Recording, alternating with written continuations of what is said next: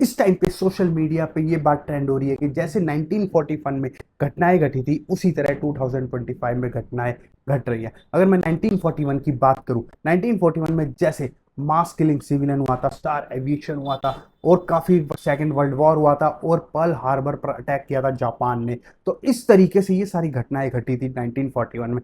और वही सेम अब 2025 में हो रहा है। अगर आप देखें तो 2025 सेम कैलेंडर ईयर है जैसे 1941 का था, सेम डेट है, सेम वीकेंड्स हैं और वही घटनाएं रिपीट हो रही हैं। हिस्ट्री अपने आप को रिपीट कर रही है। अगर मैं बात करूं 2025 की, 2025 में जैसे फायर ट्रेजेडी हुआ कैलिफोर्निया में है, अभी महाकुंभ स्टैम्पेड हुआ था और उसके बाद पहलगाम अटैक हुआ था और आरसीबी विक्ट्री स्टैम्पेड हुआ और उसके बाद अभी रिसेंटली एयरप्लेन क्रैश करा अहमदाबाद में, ये केस हुआ। बहुत दर्दनाक हादसा था है। और इस तरीके से बताया जा रहा है कि 2025 में आपको संभल के रहने की बहुत जरूरत है और हम भी चाहते हैं आप संभल के रहें। इस टाइम थोड़ी ट्रैवलिंग कम करें, स्वस्थ रहें। लेकिन उसी के साथ एक अपॉर्चुनिटी भी बनी थी 1941 में। इन घटनाओं के बावजूद वो अपॉर्चुनिटी क्या थी? अगर मैं 1941 की बात करूं, जब स्टॉक मार्केट करेक्ट कर गया था, स्टॉक प्राइसेस काफी करेक्ट हो चुके थे, लेकिन उस टाइम पे स्टॉक मार्केट एकदम से बुलिश मोड में आ गया था। स्टॉक मार्केट डॉय जोन्स की बात करूं, डॉय जोन्स ने सीधा